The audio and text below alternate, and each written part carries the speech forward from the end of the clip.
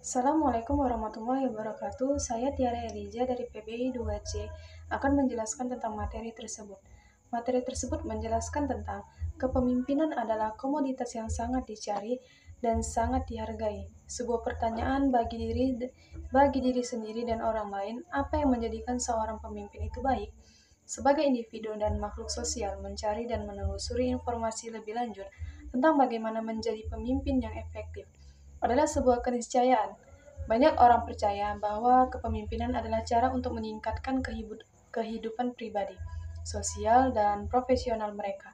Sebuah perusahaan atau lembaga akan mencari seseorang dengan kemampuan kepemimpinan yang baik, karena mereka percaya bahwa kehadirannya membawa aset khusus ke organisasi mereka dan pada akhirnya meningkatkan bottom line. Kepemimpinan ada banyak cara untuk melengkapi kalimat kepemimpinan adalah karena hampir setiap orang dalam tinjauan penelitian yang dilakukannya telah mencoba untuk memberikan definisi terhadap kepemimpinan lebih dari 1 abad yang lalu. Kepemimpinan telah menjadi topik introspeksi akademik, dan pada perkembangannya definisi tersebut telah berkembang terus-menerus. Dalam sebuah karya seminal, Ross menganalisis materi yang ditulis dari tahun 1900 hingga 1990, menemukan lebih dari 200 definisi yang berbeda untuk kepemimpinan Ross di 1991. Analisisnya memberikan sejarah singkat tentang bagaimana kepemimpinan telah didefinisikan melalui abad terakhir. Kepemimpinan dan kekuasaan. Konsep kekuasaan berkaitan dengan kepemimpinan karena mereka merupakan bagian dari proses pengaruh. Daya adalah kapasitas atau potensi untuk mempengaruhi orang memiliki kekuatan ketika mereka memiliki kemampuan untuk mempengaruhi keyakinan, sikap, dan tindakan orang lain. Hakim, dokter, pelatih, dan guru adalah contoh dari orang-orang yang memiliki potensi untuk mempengaruhi kita. Ketika mereka melakukannya, mereka menggunakan kekuatan mereka, sumber daya yang mereka gambar, untuk mempengaruhi perubahan dalam diri kita.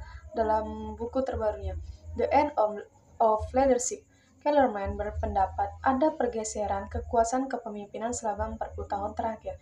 Kekuasaan digunakan untuk menjadi domain pemimpin, tapi itu berkurang dan bergeser ke pengikut. Perubahan budaya berarti pengikut menuntut lebih banyak dari para pemimpin, dan para pemimpin telah menanggapi atau Teixeira Figueiredo 2018. Akses ke teknologi telah memperdayakan pengikut, memberi mereka akses ke sejumlah besar informasi, dan membuat para pemimpin lebih Hasilnya adalah penurunan sehubungan dengan kekuasaan sah para pemimpin dan pemimpin. Akibatnya, pengikut telah menggunakan kekuatan informasi untuk meratakan lapangan bermain. Kekuasaan tidak lagi identik dengan kepemimpinan, dan dalam kontrak sosial antara pemimpin dan pengikut, pemimpin memegang lebih sedikit kekuasaan. Menurut Kellerman, pemimpinan dan pemaksaan kekuasaan paksa adalah salah satu jenis kekuasaan tertentu yang tersedia bagi para pemimpin. Pemaksaan melibatkan penggunaan kekuatan untuk mempengaruhi perubahan. Memaksa berarti mempengaruhi orang lain untuk melakukan sesuatu yang bertentangan dengan kehendak mereka, dan mungkin termasuk memanipulasi hukuman dan penghargaan di lingkungan kerja mereka.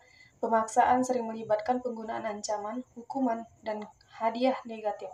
Contoh klasik pemimpin yang memaksa adalah Adolf Hitler di Jerman, para pemimpin Taliban di Afghanistan, Jim Jones di Guyana, dan pemimpin tertinggi Korea Utara, Kim Jong-il, yang masing-masing telah menggunakan kekuasaan dan menahan diri untuk memaksa pengikutnya untuk terlibat dalam perilaku ekstrim. Manajemen diciptakan sebagai cara untuk mengurangi kekacauan dalam organisasi, untuk membuat mereka berjalan lebih efektif dan efisien. Fungsi utama manajemen seperti yang pertama kali diidentifikasi oleh Fayol adalah perencanaan, pengorganisasian, kepegawaian, dan pengadilan. Demikianlah yang dapat saya sampaikan. Wassalamualaikum warahmatullahi wabarakatuh.